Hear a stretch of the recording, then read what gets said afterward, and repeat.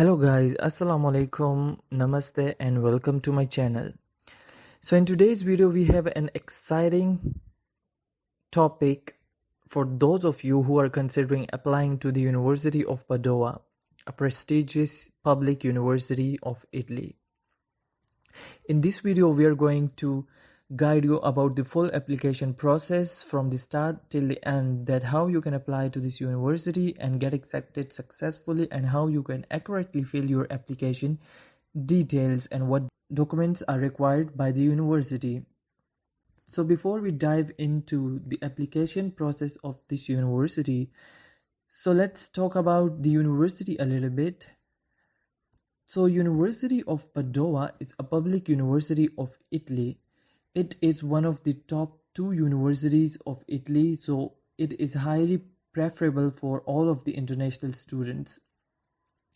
If we talk about its history, so it was established in the year 2022. This institution has a rich history and a commitment to academic excellence. If we talk about its ranking, so it has been ranked at 219th position by QS World Ranking 2024. It has an acceptance rate of 40%. A 40% acceptance rate underlines the competitive nature of admissions, emphasizing the university's commitment to maintaining high standards and admitting students with strong academic credentials. So only those students can get the admission successfully into this university that are highly qualified and have good academic records. If we talk about the minimum CGPA requirement, so to be eligible for admission, prospective students must meet a cumulative CGPA requirement of 2. So if you have less than 2 CGPA, you should not apply into this university. Now, if we talk about the scholarships, so this university offers a wide range of scholarships for those students who have a good academic background and has 90% or more than 90% marks in their previous academic degrees. So if we talk about the admissions deadline, so the last date for admissions is 2 May 2024 for those degrees with unlimited seats, and the last date for degrees that have limited seats is March 7, 2024. So that was a little introduction about the university. Now let's dive into the application process. So we'll come in onto this page, and I have given the link of this page in my YouTube's video description. So all you guys have to do is to click on that link, and the link will take you to this screen. After coming onto this screen, here you can see the sign in/register button. All we have to do is to click on that register button. After clicking on that button, here you will see that they've asked us to type our email address to register. So we'll type our email address over here and press the continue button. After pressing the continue button, you can see on screen we have 2 options here. First one is for new user. So new users have to click on this button and they will get a link into their email inbox. And from there onwards, they can continue their registration process. And if you have already registered on this website, then all you have to do is to just enter your password and applicant code over here. So since a majority of you would not have been registered on this site, so you will have to click on this button, send a one-time link/register. After clicking on this button, here we have gotten a code. So we'll copy that code and we'll go straight into our Gmail inbox. So we've opened our Gmail inbox, and here you can see they have sent us a link. So we have to click on that button, that is click to register. After clicking on that link, you will be taken to a screen like that. Here you will have to approve your details.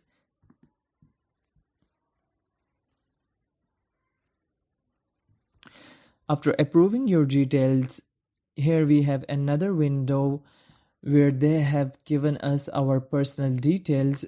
as you can see, so here we have our full name, email address, mobile number, citizenship, and here you can write any reference code if you have, and if you don't, then leave it empty. Then here we will check the I authorize statement, and then we'll click on the I agree to the terms and condition, and then we'll continue our process by pressing on the continue button. Continue करने के बाद as you can see यहाँ पे हमारे पास एक option है जो कि है फाइंड प्रोग्राम्स.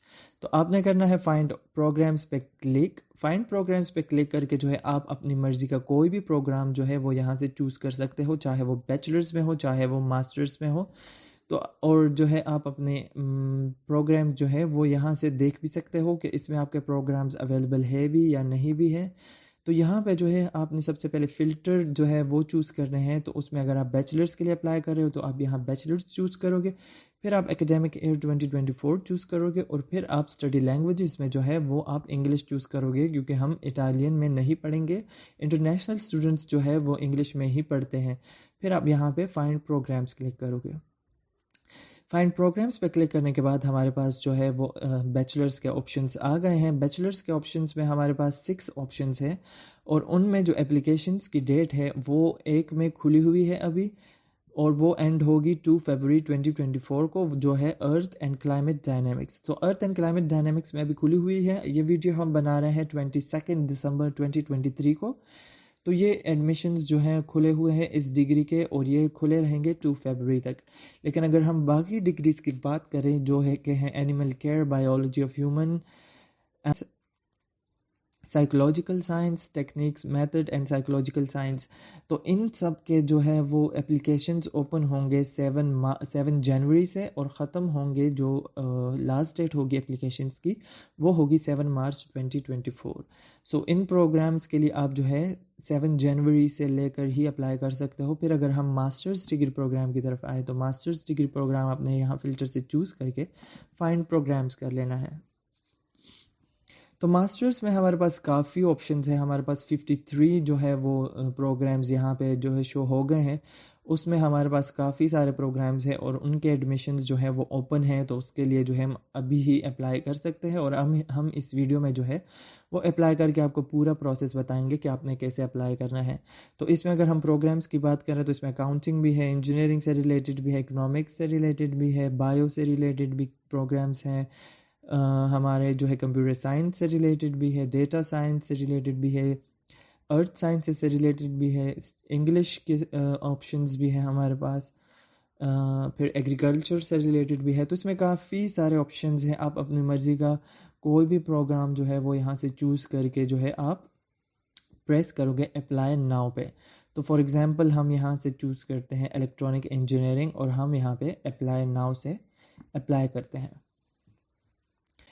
और इसमें हमारे पास जो है यहाँ पे वो डिग्री आ गई है जो हमने चूज़ करी थी, और इसके साथ जो है हम 2 और ऑप्शंस भी ऐड कर सकते हैं. तो हम एट अ टाइम एक एप्लीकेशन में जो है 3 जो है प्रोग्राम सेलेक्ट कर सकते हैं. 3 प्रोग्राम्स में हमारे पास जो है जो फर्स्ट हमने सेलेक्ट किया होगा वो हमारे फर्स्ट प्रायोरिटी पे होगा, सेकंड जो होगा वो सेकंड प्रायोरिटी पे होगा, और थर्ड जो होगा वो थर्ड प्रायोरिटी पे होगा. तो हम आपको अभी बताते हैं कि आपने कैसे जो है मज़ीद प्रोग्राम्स इसमें ऐड करने हैं. फॉर एग्ज़ाम्पल मैं यहाँ पे मज़ीद अपने प्रोग्राम्स एक ही एप्लीकेशन में ऐड करना चाहता हूँ और एक साथ ही उसके लिए अप्लाई करना चाहता हूँ. तो यहाँ पे मैं ऐड मोर चॉइसेस पे क्लिक करूँगा, और यहाँ से जो है मैं फॉर एग्ज़ाम्पल एक दूसरा प्रोग्राम चूज़ करता हूँ अप्लाइड इकनॉमिक्स का.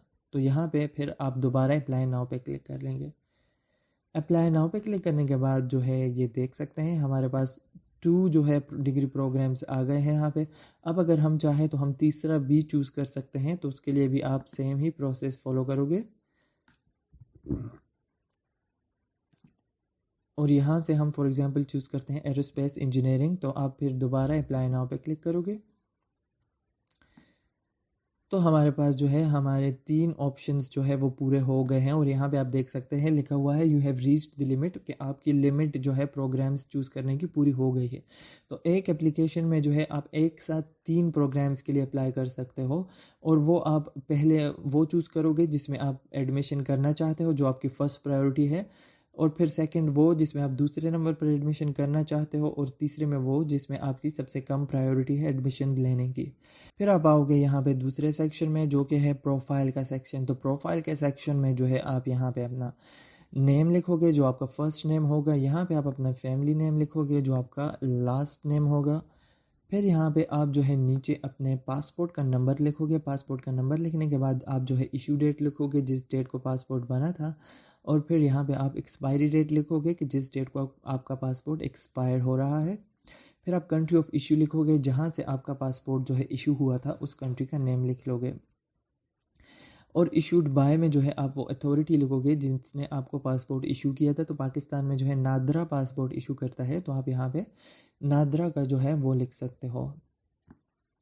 फिर आप यहाँ पे आओगे जेंडर में, तो जेंडर में आप अपना जेंडर चूज़ कर लोगे। फिर यहाँ पे आप अपना बर्थ की डिटेल्स डालोगे। बर्थ की डिटेल्स में आप जो है तारीख़ पैदाइश लिखोगे, डेट ऑफ बर्थ। फिर आप जो है कंट्री ऑफ बर्थ, जिस कंट्री में आपकी बर्थ हुई थी वो लिखोगे। और फिर आप प्लेस ऑफ बर्थ में जो है वो सिटी, विलेज या टाउन लिखोगे जहाँ पे आपकी बर्थ हुई थी।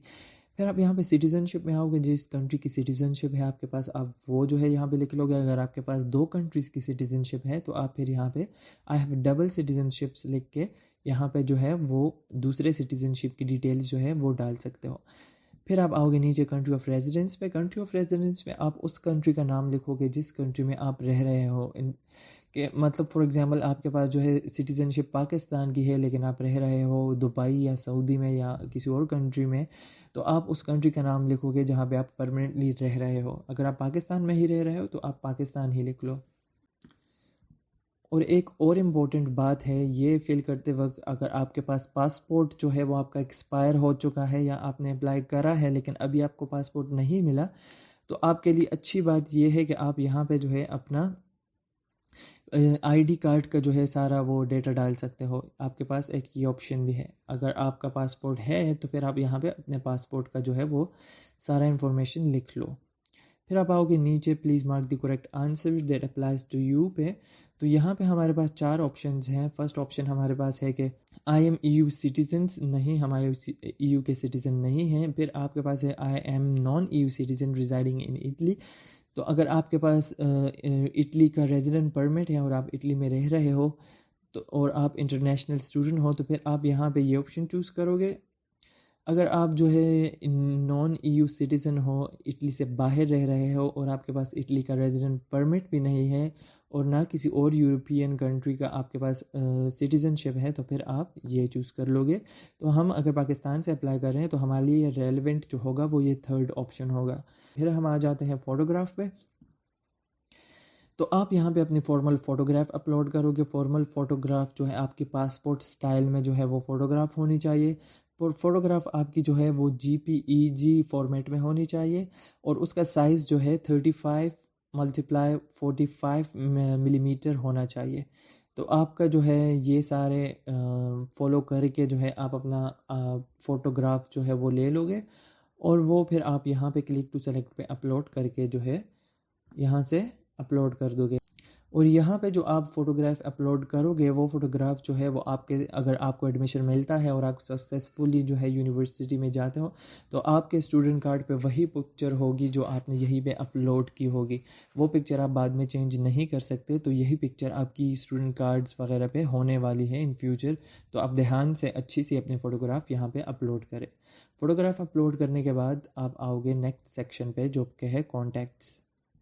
नेक्स्ट सेक्शन में जो है आप अपनी कॉन्टैक्ट्स की डिटेल लिखोगे। कॉन्टैक्ट्स की डिटेल में आप सबसे पहले अपना स्ट्रीट का एड्रेस लिखोगे, फिर हाउस नंबर लिखोगे, फिर यहाँ पे नीचे आप सिटी, प्रोविंस और रीजन लिखोगे और फिर नीचे आप पोस्टल कोड लिखोगे। पोस्टल कोड अगर आपको अपने एड्रेस का नहीं पता तो आप गूगल पे जो है देख के यहाँ पे लिख सकते हो। फिर नीचे आप अपनी कंट्री चूज़ करोगे। कंट्री चूज़ करने के बाद आप यहाँ पे अपना मोबाइल नंबर लिखोगे। मोबाइल नंबर लिखते वक्त आपने एक ध्यान रखना है कि मोबाइल नंबर के साथ आपने इंटरनेशनल कोड जो है वो लाजमी लिखना है। इंटरनेशनल कोड जैसे कि पाकिस्तान में हम जो है +92 लिखते हैं, तो आपने +92 से ही स्टार्ट करके अपना पूरा नंबर लिख लेना है और आपने फिर 0 नहीं लिखना। तो अगर आप इंडिया से है तो आप अपने कंट्री का इंटरनेशनल कोड लिख के जो है अपना नंबर लिखोगे। वो लिखने के बाद आप जो है अपने स्काइप का यूज़र नेम भी यहाँ पे लिख सकते हो। अगर आप लिखो ना चाहो तो आप लिख सकते हो, अगर आप नहीं लिखना चाहते तो आप ना लिखें। फिर आप आओगे एजुकेशन के सेक्शन पे। एजुकेशन का सेक्शन जो है वो हमारा सबसे इम्पॉर्टेंट सेक्शन होता है। तो इसमें जो है हम अपने एजुकेशंस की डिटेल लिखेंगे। तो सबसे पहले आपने यहाँ से चूज़ करना है अपने सेकेंडरी स्कूल डिप्लोमा का ऑप्शन। तो यहाँ पे आपने सबसे पहले अपना सेकेंडरी स्कूल डिप्लोमा का ऑप्शन चूज़ करके अपने इंटरमीडिएट का सारा डिटेल जो है वो यहाँ पे लिख लेना है। यहाँ पे आपने अपने स्कूल का नेम लिखना है, कॉलेज का नेम, और यहाँ पे आपने फिर अपने प्रोग्राम का नेम लिखना है। जो अगर आपका प्री इंजीनियरिंग है, प्री मेडिकल है, आईकॉम है, जो भी आपका है तो वो आप यहाँ पे लिख लोगे। फिर आप अपने अवॉर्डेड क्वालिफ़िकेशन या डिग्री का नेम यहाँ पे लिखोगे। जो भी आपकी डिग्री है वो आप यहाँ पे लिख लो। फिर यहाँ पे आप अपनी डिग्री के इशू डेट लिख लो, और डिग्री जिस अथॉरिटी ने इशू की है वो आप लिख लो। तो यहाँ पे आप अपने बोर्ड का नेम लिख सकते हो, जिस भी बोर्ड से आपने अपना इंटरमीडिएट किया है। फिर यहाँ पे जो है आप अपना ग्रेजुएशन मतलब आपका इंटरमीडिएट जब कंप्लीट हुआ था वो लिखोगे, वो ईयर और मंथ लिखोगे। फिर यहाँ पे आप अपना नॉमिनल लेंथ जो है वो चूज़ करोगे। तो पाकिस्तान इंडिया में जो है वो इंटरमीडिएट 2 ईयर्स का होता है, तो हम यहाँ पे जो है 2 ईयर्स चूज़ कर लेंगे। 2 ईयर्स चूज़ करने के बाद जो है आप अपने कॉलेज की कंट्री का नेम यहाँ पे लिखोगे, जिस कंट्री में आपका कॉलेज था। फिर यहाँ पे अपने स्टडी लोकेशन लिखोगे, जिस सिटी में आपका आपका कॉलेज था मतलब। और फिर नीचे आप स्टडी लैंग्वेज लिखोगे। तो स्टडी लैंग्वेज में आपने इंग्लिश ही चूज़ करना है, क्योंकि इंडिया पाकिस्तान में जो है ऑफिशियल लैंग्वेज जो है वो हमारा इंग्लिश भी होता है, और हम जो है इंग्लिश में ही स्टडी करते हैं। तो यहाँ पे आप अपना इंग्लिश लिख लोगे। फिर आप यहाँ पे अपने ग्रेड्स की डिटेल डालोगे, जितना आपका ग्रेड है वो यहाँ पे लिख लोगे, और जितना टोटल ग्रेड पॉसिबल है, हाईएस्ट पॉसिबल ग्रेड, वो आप यहाँ पे लिख लोगे। इसके बाद आओगे आप नेक्स्ट ब्लॉक पे। तो नेक्स्ट ब्लॉक पे जो है आपने जो है अपने बैचलर्स डिग्री की डिटेल यहाँ पे लिखनी है। बैचलर्स डिग्री की डिटेल के लिए आप बैचलर्स और अंडर ग्रेजुएट डिग्री को चूज़ करोगे यहाँ से, और यहाँ पे जो है आप अपना यूनिवर्सिटी का नेम लिखोगे, जो आपका यूनिवर्सिटी का ऑफिशियल नेम है। फिर आप नीचे अपना प्रोग्राम लिखोगे। फिर आप जो है अपने डिग्री का नेम यहाँ पे लिखोगे, जो भी डिग्री आपको मिली है। फिर आप डिप्लोमा इशूड बाय में जो है डिप्लोमा इशूड बाय का वो अथॉरिटी का नेम लिखोगे, जिन्होंने आपको जो है डिप्लोमा इशू किया है। फॉर एग्जांपल अगर HEC ने किया है तो आप HEC यहाँ पे लिख लोगे। फिर आप आओगे यहाँ एक्सपेक्टेड ग्रेजुएशन पे। तो एक्सपेक्टेड ग्रेजुएशन में आपने वो डेट लिखनी है जिस डेट को आपने अपनी ग्रेजुएशन कंप्लीट की, या अगर आप 8th सेमेस्टर में है या 7th सेमेस्टर में है तो आप वो डेट लिखोगे जिस डेट को आपकी ग्रेजुएशन जो है वो कंप्लीट होनी है। तो यहाँ पे जो है आप अपनी ग्रेजुएशन की फ्यूचर एक्सपेक्टेड डेट लिखोगे, या फिर वो डेट लिखोगे जिस डेट को आपकी ग्रेजुएशन ऑलरेडी हो चुकी है।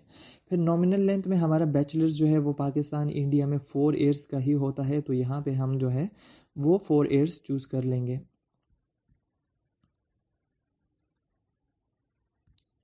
फिर आप आओगे नीचे कंट्री में। तो आप यहाँ पे अपनी यूनिवर्सिटी के कंट्री का नाम लिखोगे, जिस कंट्री में आपकी यूनिवर्सिटी थी और जिस कंट्री में आपने यूनिवर्सिटी से बैचलर्स किया है तो वो आप यहाँ पे लिख लोगे। फिर यहाँ पे स्टडी लोकेशन में आप वो सिटी लिखोगे जहाँ पे आपकी यूनिवर्सिटी का कैंपस था, जहाँ पे आपने पढ़ा था। फिर नीचे आप स्टडी लैंग्वेज में आओगे, तो स्टडी लैंग्वेज हमारी यहाँ भी इंग्लिश ही होगी, क्योंकि हमारी लैंग्वेज जो है वो इंग्लिश ही होती है। हमारे बुक्स जो हैं वो सारे इंग्लिश में होते हैं, और हमारी ऑफिशियल लैंग्वेज भी इंग्लिश ही है। फिर नीचे आप अपना एवरेज ग्रेड में जो है CGPA लिखोगे, जो भी आपका CGPA है। अगर फॉर एग्जांपल 3.9 है, 3.7 है, 2.9 है, जो भी आपका CGPA है वो आप लिख लोगे। और नीचे आप जो है टोटल CGPA लिखोगे, जो आपके टोटल मार्क्स होते हैं, टोटल पॉसिबल मार्क्स होते हैं। फॉर एग्जांपल 4 CGPA जो है वो पाकिस्तान में मैक्सिमम CGPA होता है, तो हम यहाँ पे 4 लिख लेंगे, और ऊपर जितना भी हमने अपना डिग्री में जो है वो GPA स्कोर किया है वो हम लिख लेंगे।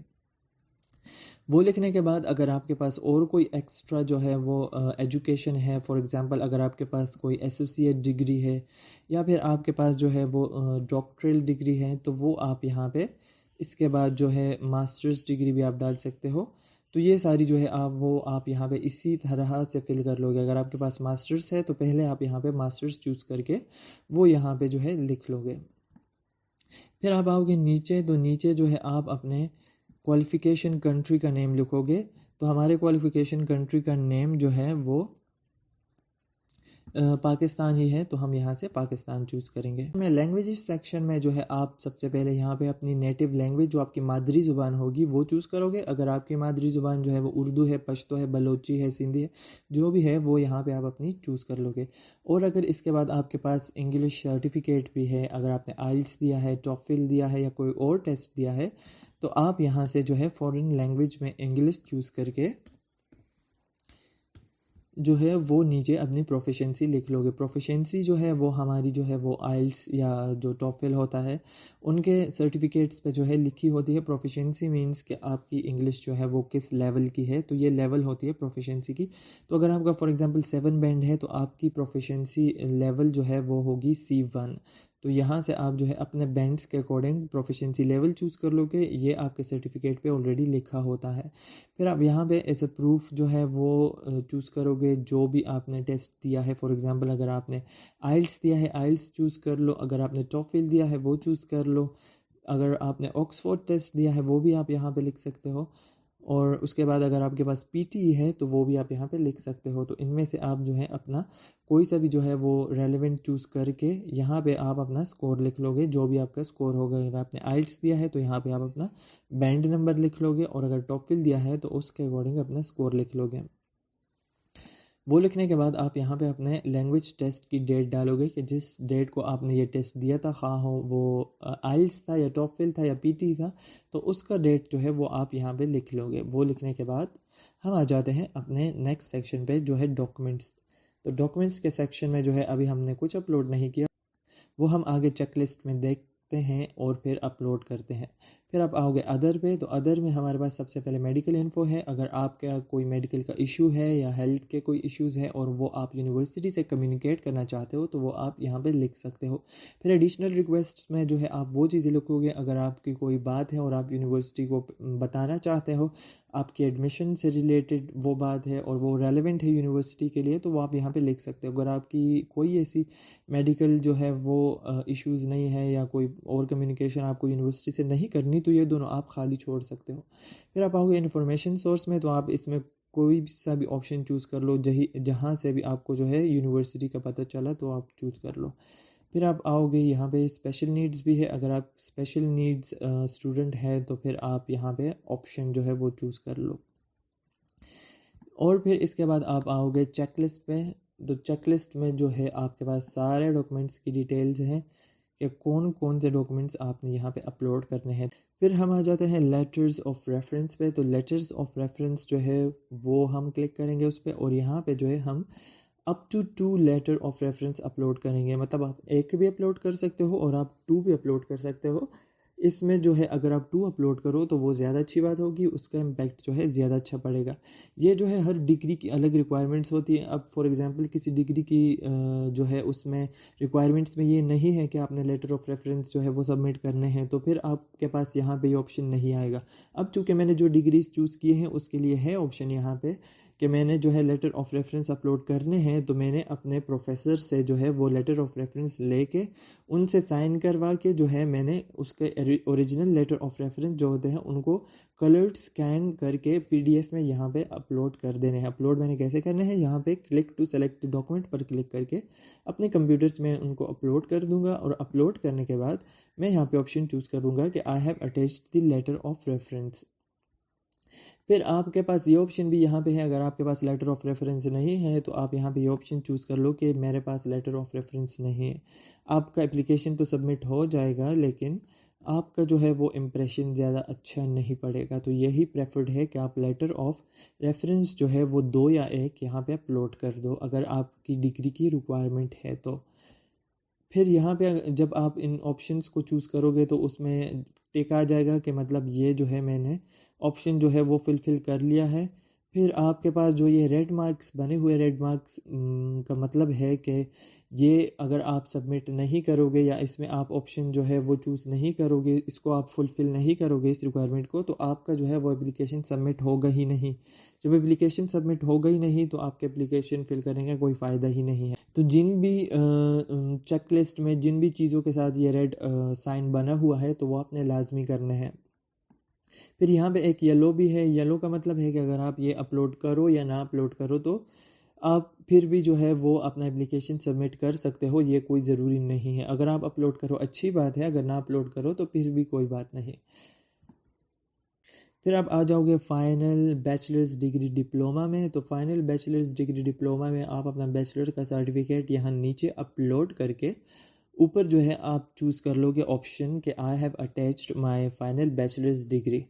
फिर अगर आप जो है फॉर एग्ज़ाम्पल आप अंडर ग्रेजुएट आप ख़त्म कर चुके हो और आपके पास अभी डिग्री नहीं है, आप अभी जो है वो प्रिपेयर कर रहे हो, तो फिर आप ये फ़र्स्ट ऑप्शन चूज़ करोगे कि मैंने जो है अपनी डिग्री ख़त्म की है लेकिन मेरे पास अभी डॉक्यूमेंट्स नहीं है और मैं जो है वो डिग्री अपनी प्रिपेयर कर रहा हूँ, तो फिर आप फ़र्स्ट ऑप्शन चूज़ करो।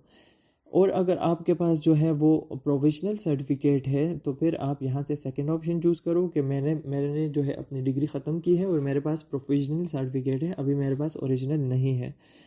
फिर आप अगर अभी भी जो है अभी 7th या 8th सेमेस्टर में हो तो फिर आप जो है अपना ये वाला ऑप्शन चूज़ करोगे और यहाँ पे नीचे जो है आप अपना सर्टिफिकेट हो या आपके पास जो इनरोलमेंट सर्टिफिकेट हो जो आपकी यूनिवर्सिटी ने आपको जो है वो इशू किया हो लास्ट ईयर की बेस पे, तो वो आप यहाँ पे जो है वो अपलोड करके थर्ड ऑप्शन चूज़ कर लोगे।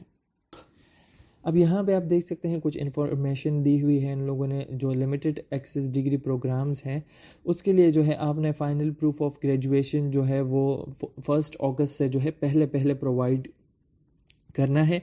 अब अगर आप जो है अभी भी यूनिवर्सिटी में पढ़ रहे हो और आपके पास डिग्री जो है अभी फ़िलहाल नहीं है, तो आपके पास डिग्री जो है वो होनी चाहिए लाजमी 1 अगस्त से पहले।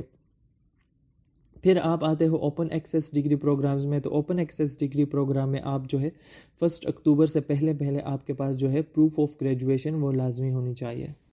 फिर आप जो है आओगे नेक्स्ट सेक्शन पे। नेक्स्ट सेक्शन हमारा है translation of bachelor's degree program. तो इसके लिए हमारे पास ट्रांसलेशन की कोई ज़रूरत नहीं है क्योंकि हमारी जो डिग्री होती है वो सारे जो है वो हमारे इंग्लिश में ही होते हैं। तो इसको आप लास्ट ऑप्शन चूज़ करके क्रॉस कर दोगे और ये रिक्वायरमेंट हमारी फुलफ़िल हो जाएगी। तो यहाँ पे देख सकते हैं आप टिक आ गया है।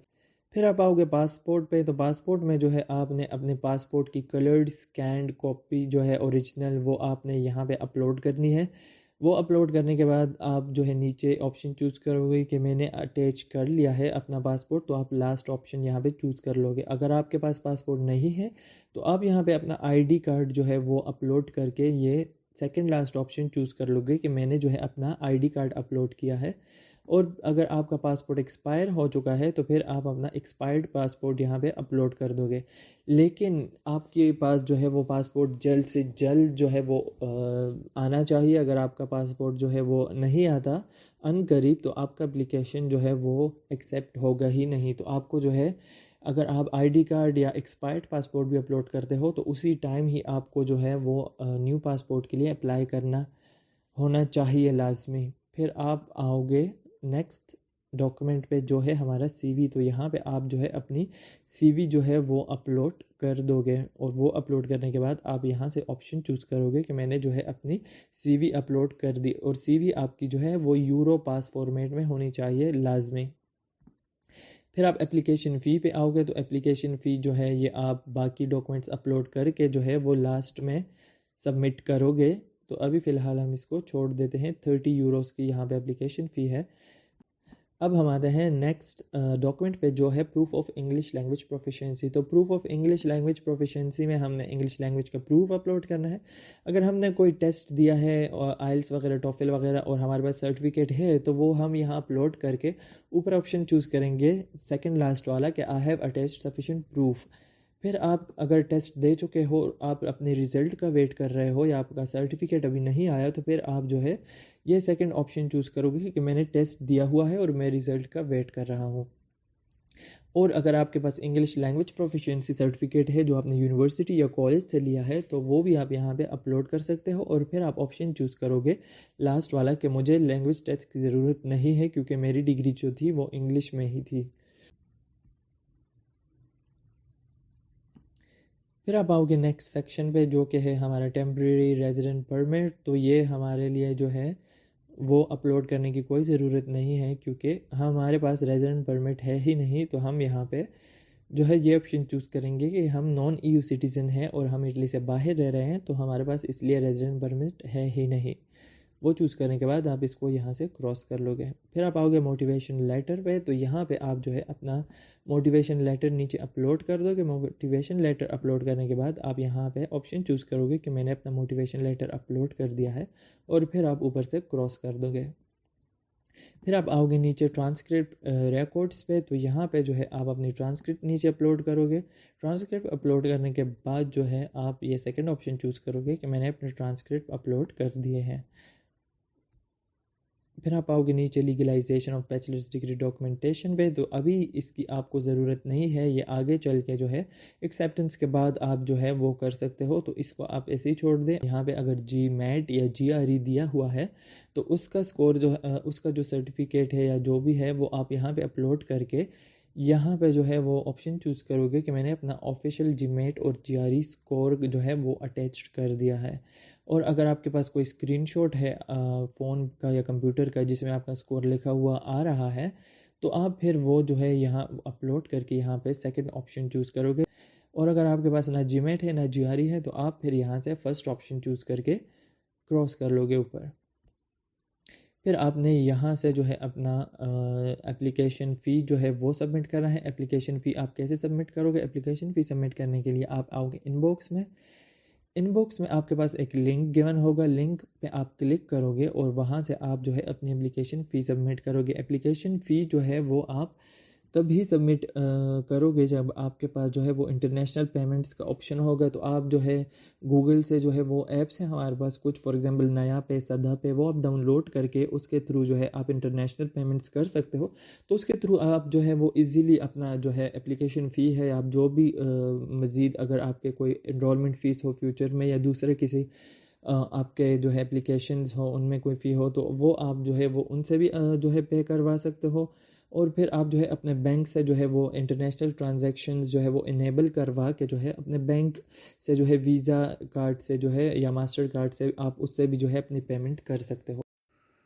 लेकिन अगर आप बैचलर्स के स्टूडेंट हैं तो पहले आपको टोल टेस्ट के लिए रजिस्ट्रेशन करनी होगी, और टोल टेस्ट के लिए रजिस्ट्रेशन करने के बाद आप अपनी फ़ी जो है सबमिट करोगे। लेकिन ये जो है आप सिर्फ बैचलर्स के लिए ही करोगे और उन प्रोग्राम्स के लिए करोगे जिन प्रोग्राम्स के लिए टोल टेस्ट की रिक्वायरमेंट है, क्योंकि कुछ प्रोग्राम्स के लिए टोल टेस्ट की रिक्वायरमेंट होती है बैचलर्स में, कुछ के लिए नहीं होती। और वो करने के बाद आप फिर अपनी फ़ी सबमिट कर लोगे। और अगर आप मास्टर्स के हो तो मास्टर्स के लिए आप डायरेक्ट फ़ी सबमिट कर लोगे। फ़ी सबमिट करने के बाद आप आओगे एप्लीकेशन पे और अपनी एप्लीकेशन यहाँ पे सबमिट पे क्लिक करके सबमिट कर लोगे, और आपकी एप्लीकेशन इस तरह सबमिट हो जाएगी और आपके जो है 3 प्रोग्राम्स के लिए एप्लीकेशन सबमिट होगी, अगर आपने 3 प्रोग्राम्स ही चूज़ किए हैं। तो ये थी हमारी जो है वो एप्लीकेशन की पूरी वीडियो। अगर आपका कोई भी क्वेश्चन हो, किसी तरह का भी क्वेश्चन हो, या फिर आपका अगर कोई सजेशन हो, या फिर आपको किसी प्रोसेस की वीडियो चाहिए, स्कॉलरशिप की वीडियो चाहिए, तो आप ज़रूर कमेंट में पूछिएगा। हमारे चैनल को प्लीज़ लाइक और सब्सक्राइब कीजिएगा, क्योंकि हम आप लोगों के लिए ही वीडियो बनाते हैं और आप लोगों की गाइडेंस के लिए ही बनाते हैं। तो आप ज़रूर हमारे वीडियोज़ को लाइक और सब्सक्राइब करें और कमेंट्स भी करें। Thank you so much. अल्लाह हाफिज़।